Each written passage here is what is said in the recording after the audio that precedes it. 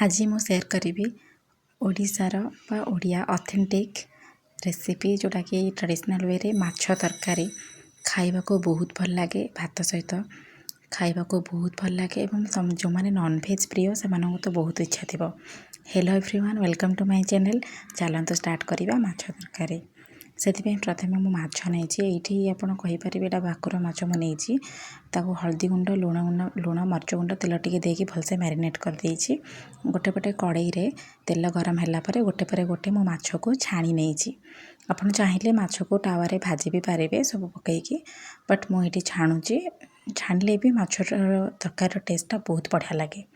तो मु सब माछ ये आस्ते आस्ते छाणी दूची गोटे पर गोटे। देखो ये सब मुझे छाणिकी रखीदे बहुत भल भाव छाणी तापर आमे तरकारी प्रिपरेशन करवा।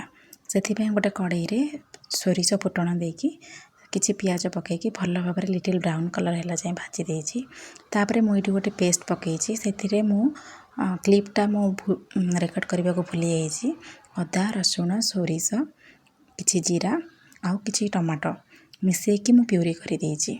आपण चाहिए अदा रसुण जीरा सोरिष पेस्ट कर पकेबे पर टमाटो काटिकी भी पकई पारे, बट मुझे सब मिसेकी ग्राइंडिंग करके गोटे पेस्ट बन देछि।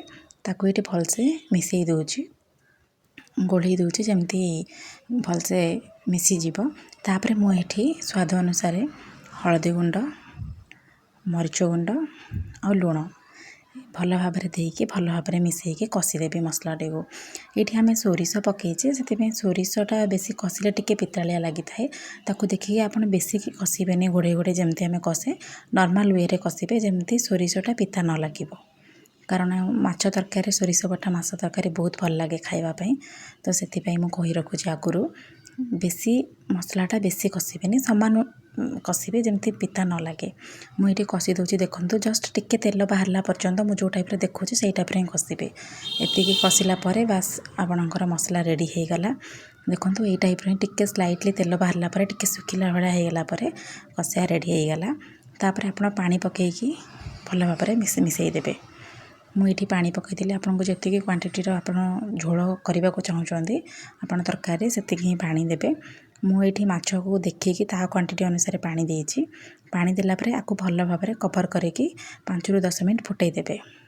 आमे ऑलरेडी माछ मैरिनेट कला बेले लुण पकईले आउे भी मसलार भी मुझे लुण पकई देछि। तो आउ लुण पकईबार आवश्यकता ना। देखो ये 5-10 मिनट फुटेला परे पानी ऑलरेडी फुटी हो गला। तापर आमे कौन करवा छणा होइतिबा माछ को गोटे पर गोटे पकईदबा। देखो मुझे छणा होइतिबा माछ गोटे पर गोटे पकईदी भल भाव माछ को ये सब पकई सारा पर मुझे कौन कर भल भाव पकईदेली। तापर आम कवर करके चाहिए बस एमती भी आप रखिपारे कवर करके आउ 5 ରୁ 10 मिनट भल भाव आम कवर करके माछटी को तरकारी हवा देवा। देखो मुझे 5 मिनट कवर करके बाहर कर सारे भल भाव माछ भितर मसला सब भल भाव मिसी जाइए।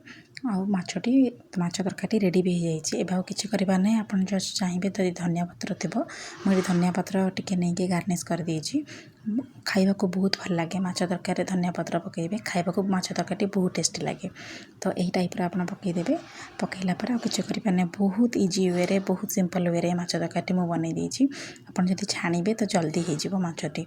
यही उपाय माछ तरकारी बनातु एवं भात सहित आपको गरम गरम भात सहित गरमा गरम कर खातु बहुत टेस्टी लगे बहुत बढ़िया लगे।